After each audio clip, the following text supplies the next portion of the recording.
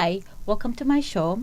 Today my guest is Mary Jo Kokochak. Now, she said she's not going to kill me if I don't pronounce it correctly. Did I pronounce it correctly, Mary Jo? You said it perfectly, Wynn. Perfect. She's just a very kind person. So, and Mary Jo, I am so excited that she's here because since I met her a couple of years back at the Theosophical Society, I've had such wonderful experiences with all the board members there. I went originally to give a talk about Mesopotamian and priestesses and goddesses, and then it evolved into a book that just recently came out. And I always credit that to the beautiful environment, the wonderful, encouraging people, and I just find that it was a blessing that really I'm appreciative of the experience. And the Theosophical Society, though, it seems like this little, not everybody's aware of it, although it's been in Detroit for since the Detroit Lodge was formed in 1897. However, the Theosophical Society was formed before that in 1875. Yes, that's right. The Theosophical Society is an international organization, and there are what we call lodges or chapters, another word, in all major cities of the world. I shouldn't say all, but many, many major cities of the world. And the American headquarters is in Wheaton, Illinois, and the international headquarters is in India, in the province or state of Chennai, which used to be Madras. And the name of the area in India is Adyar, A-D-Y-A-R. It's several hundred acres of lovely, lush green land on the Bay of Bengal. And so that's the international headquarters. And I hope someday to go there. I haven't been there yet, but I look forward to going there. And so it was originally formed by three people, but it seems like Helena, how do you say, Blavatsky was the main person. And is that because she lasted the most, or she was the most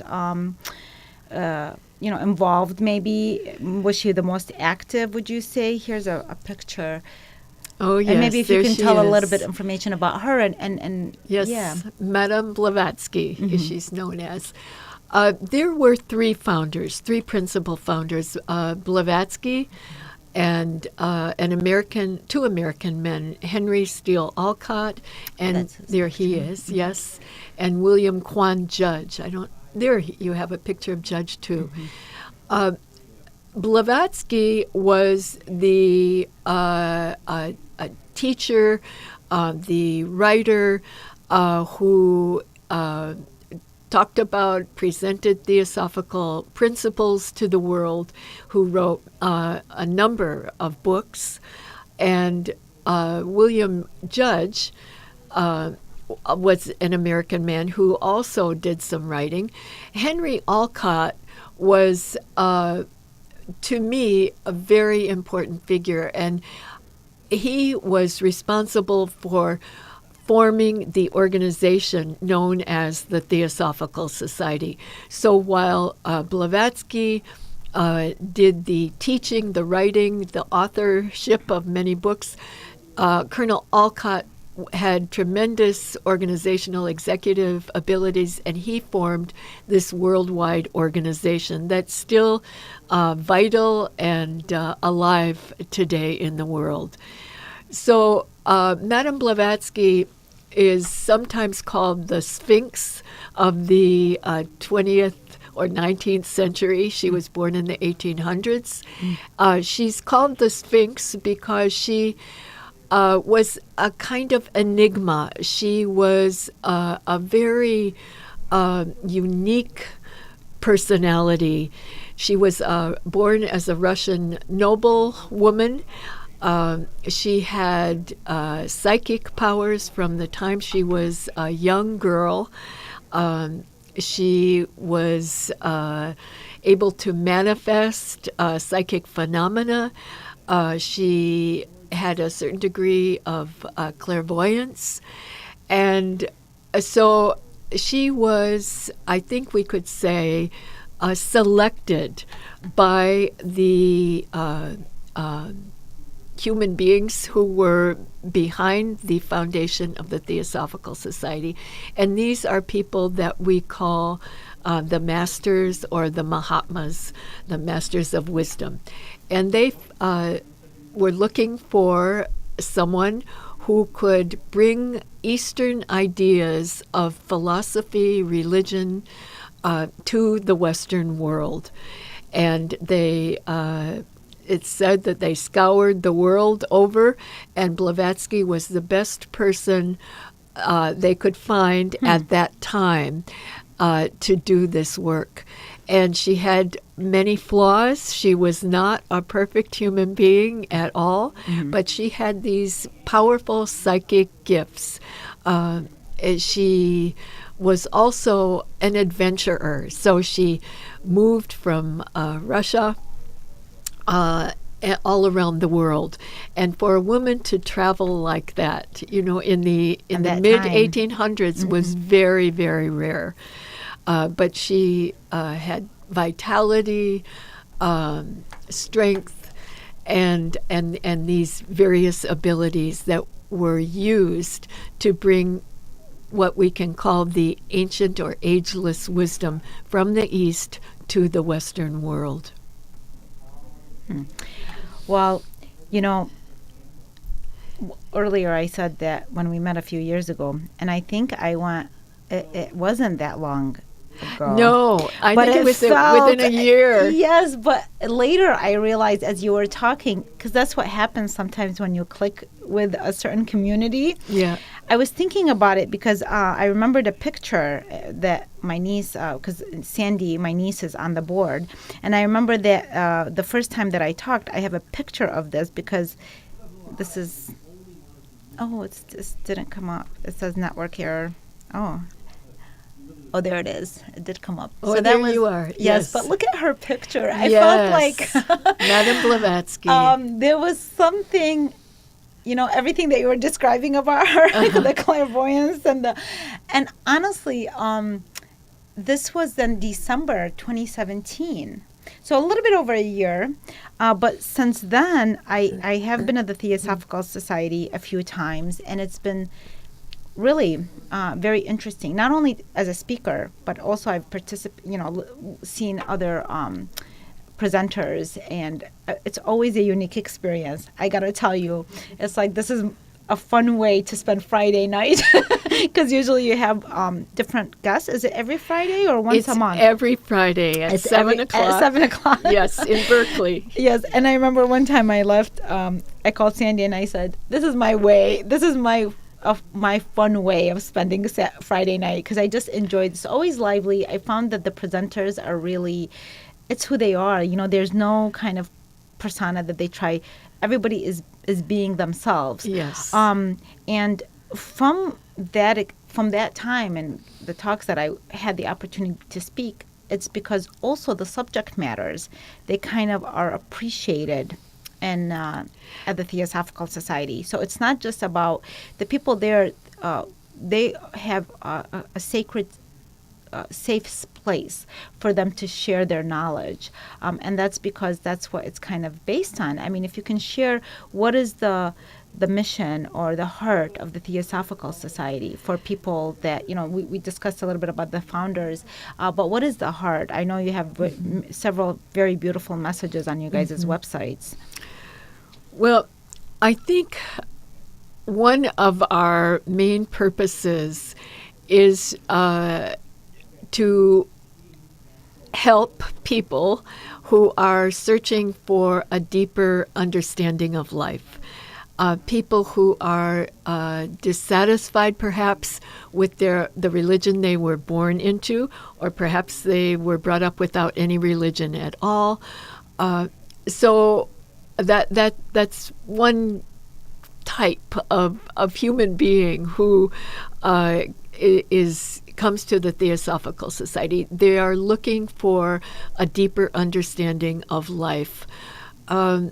we also have people who have had various experiences that are they can't understand. For example, near-death experiences with various abilities like clairaudience or visions in dreams, people who have had illness and want to understand what they've gone through and why did they suffer from this illness, or so people who want to make sense of what's happened to them and search for truth, a truth that goes beyond what religion can teach. So we have speakers on, and we also show DVDs on Friday night, but we deal with subjects such as what happens after death. And this is one program that we're going to have this Friday night. We have a speaker from Florida who he's an ecologist. He's internationally known as an ecologist, but he's also a longtime member of the Theosophical Society. And he, Friday night's going to talk about the various stages of the after-death experience, something that none of us escape from. We are all going to go through this. And there are various sources that he'll draw upon for information and insight. Saturday morning, we are going to have a program on what we call the occult makeup of the world and of our being, the occult chemistry. And this is an area that our early Theosophists in the late 1800s, early 1900s, who were clairvoyant, were able to see into the structure of matter, and they wrote about it. And this kind of material is something that science is just now uncovering. It's happening. Yeah. The nature of the atom, the fact that we are all a life, we can say, flows through all human beings. The same life, we can call it consciousness, divine life, the spiritual nature of human beings. It draws us all together into one being, and the separateness that who we think we are, individual Mary Jo and William, doesn't exist really at a deeper level of reality. We are all one being. And I think this is the sense that people have when, again, I've attended several of the presentations. I've always enjoyed them. There's even been live music. Yes. That I thought was, just very wonderful. So for people, because by the time this airs, and then we're going to be uploading on a video of it so they can see the interviews. But for people that won't be seeing what's coming up recently, what is the best way that they can find the programs? Is there a website or is it Facebook page? What is the best way to connect? And also, maybe if you want to, like your address or if they just want to learn more about the Theosophical Society in Detroit, what is the best way to connect? We are on Facebook, just Theosophical Society in Detroit. Okay. We We have a public page. We have a members page. And we also have a website, tsdetroit.org. We send out internet programs. So like if somebody signs up to your newsletter, then they can have information about Absolutely. the programs that are coming up, and then they can be on top of that. Yes, absolutely. Yeah. And these are free events with just donation based. We ask for a $5 donation for each Friday night, and it's a bargain. It's cheaper than going to the movies. Oh, definitely. Definitely cheaper. And we sometimes have refreshments. I know. And much better refreshments than the Yes. popcorn. very healthy, always healthy. You guys are. So Yes, always healthy. And I've been to some of the potlucks that you have on certain occasions, and again, it's just a very, very warm type of environment, very welcoming. And, I'm glad to hear that. Yes, That's good. and Good. I do appreciate that. And at one point, I was interested, and I started an article about the board members because I was so fascinated by the story of the Theosophical Society, given its history in Detroit. So I have some pictures of you guys here. Oh, dear. Yes. Oh, it's a good picture, too. Here's this one. Oh. Yes, this is. There we are. There Yeah. you are. Yep. The board members. And now, so this one right here, I have another one where you guys are kind of standing now. This is not the library, but this is is this like the bookstore section? So you guys have a bookstore that people can actually come in.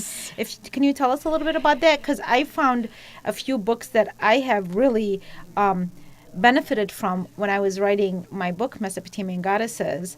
One was by Blavatsky, which is Isis Unveiled, where she talks about the Chaldeans, which is my heritage. And I was just so excited when I found that. I'm like, and then the other one, which Sandy introduced me to, was the Chaldean account of Genesis. Oh, yes. I had no idea. I mean, I'm of Chaldean heritage. That I was born in Baghdad, but I came here early on. I'm very involved with the Chaldean community. Never heard of this book. So here's this. You have a treasure of again, you do have, I believe, a library and a bookstore. So if you can just share it with us so that people can kind of can come and check it out. We have books that you won't find in Barnes & Noble or, well, I guess Barnes & Noble is the only The major, what do you call yeah, it? Bookstore. Right, yes. Still in existence as a brick and mortar. Yes. But we do have books that relate to what we call the ageless wisdom, or theosophy. And so we have books on the various religions of the world. One of them, Chaldean Book of Genesis.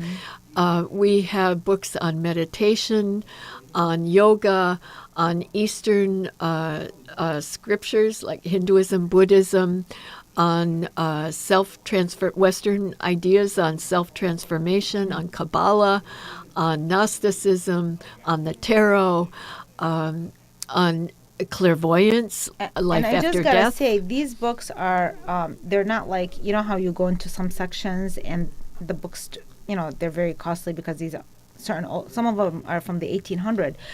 These are very reasonably priced books. Yes. Just regular, yeah. Yeah. We make a point of keeping our costs low so that we really aren't making much of a profit at all. Our goal is to make books available to people to help them in their search and in their work of spiritual self-transformation. So we are a nonprofit organization, so our goal is definitely not to make money.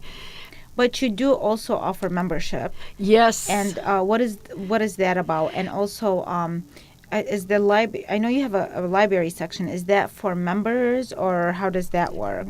We do have an extensive library, and it is for members. So that's one of the perks of membership. You can borrow books from our library. Our membership is relatively inexpensive.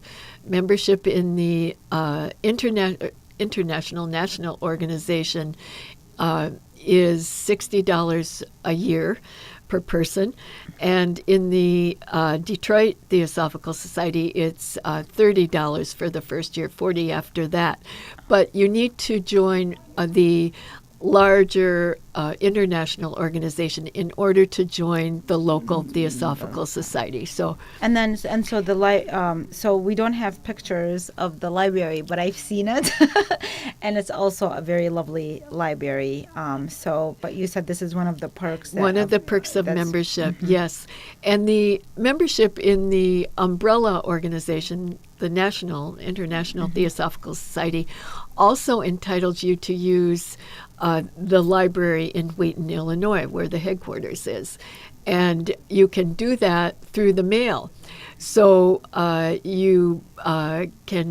we have most of the library catalog online, and so you can find titles and descriptions of the book on the national website, and then you can, as a member, order them from Illinois, and they send them book rate, very inexpensive, to you, direct to your home, and you keep them for a month, and then you send them back to Wheaton, Illinois. This is like Netflix. Yes, it's just like Netflix. Yes. And speaking of Netflix, we also have DVDs you can borrow. And I think we still have CDs also. Well, that's definitely another perk. And like I said, I mean, when I found, and the deeper you do research with these books, the more you find just a rich volume of information. These books were like from some of them, are from the 1800. So they've been very valuable to me, and they have such an incredible story of our origins. Yes. I'm not talking just as Chaldeans, No. just especially the Chaldean account of Genesis. I mean, with the Bible story and the Chaldean stories. So, it's really worth it to be a part of this community, is what I mean. And Madame Blavatsky's great work is The Secret Doctrine. And so you mentioned Isis Unveiled a while ago. That was the first book that she wrote. She wrote her great magnum opus in 1888, and that is The Secret Doctrine. And that, in Volume 1, she talks about the origins of the universe, of the world we live in. And in Volume 2, she talks about the origins of humanity. So this isn't just the idea of Darwinian evolution, but it goes much beyond that. And these books contain wisdom, insight, metaphysics, knowledge that you cannot find anywhere else. But they are so close to home. And I think, one of the things that I was enjoying about having this show, and I do this with my writing as well, but nowadays, a lot of people, it's just with the media, it's so much easier for them. But to me, I feel that we have so much treasure just around us, that so many wonderful communities that we can connect to, and sometimes we kind of get caught up with the noisier things that are happening, when really there's wisdom right around the corner, right in our backyard. And sometimes we're not aware of it, otherwise we would use it, or maybe, don't have that deep enough appreciation that it is around the corner, and it does have the same wisdom that you would find in India. You really don't need to, take yourself physically. It's there if we ignite it and raise up that energy and bring these wonderful, wise people back to life through reading their, through reading their material and acknowledging their teachings. So that's how you bring the ancestors into the story, is by just kind of bring them back to life. Exactly. And so we have a few minutes left, and I'm so happy that I'm going to be at the Theosophical Society again on March 8th, and especially because the topic was something that was kind of, it was in my heart, obviously, for years, but it became very clear the day when I talked about it, because when Sandy asked me to speak about the Mesopotamian goddesses, I went to do some research on it. I knew some basics, but in doing the research, I thought, oh my goodness, there's all these women from my heritage that people have not been paying attention to because history had kind of somehow kind of silenced them, let's just say, in that way. It was lost. It was lost. And there are many wonderful writers that are trying to bring them back through writing, through documentaries, storytelling. And so because of this book, this is the Mesopotamian because of the whole experience. So there yes, it is. There it is. It's beautiful. Yes, and beautiful color and cover. Thank you. And I really want to thank you for giving me this opportunity to come and speak about these wonderful deities that they were magical, they were magnificent. They were not part of our ancient stories, but they are now, and it's places like the Theosophical Society that honors these stories and makes space for them and says, welcome, come on in. Yes, do share your story. Yeah. So I really want to thank you for allowing that too. I mean, Well, I'm so glad you came because very few of us, if any of us, knew about the Mesopotamian goddesses. I mean, I've seen that book, The Chaldean Account of Genesis, on the shelf for years, and I never picked it up to read it. So you inspired me to look at that book, and I'm looking forward to reading the new book that you wrote too. Well, so thank thank you. you for that. Well, thank you. And I always felt that I didn't know it then, but as I was trying to understand my purpose and, why was I born in Baghdad and then came to America at such a young age, because it was just such a culture shock. And when you're young, especially, you feel like what's going on? You don't even understand. My family knew and understood, like my parents understood the decision. And then I feel like, wow, we live in a country where I'm allowed to look into my heritage and to express it, and for people from the other side who don't know are and curious to embrace it. And it's really just a wonderful opportunity and a great gift. Again, I want to thank you for it, and I know that one of these days I'm going to have you back here again. That Because would be lovely. Yes, Thank because you, I Lynn. know that the Theosophical Society, again, you have so many activities going on. There's always I'm going to be watching for you guys. I'm going to continue to participate in the presentations. I mean, as an audience member, because I find them very intriguing. I've learned so much, and they're fun. I think that's what sometimes people think, that it might be like kind of serious topic, and not necessarily. I mean, like I said, you had live music. It's been fun. Yes.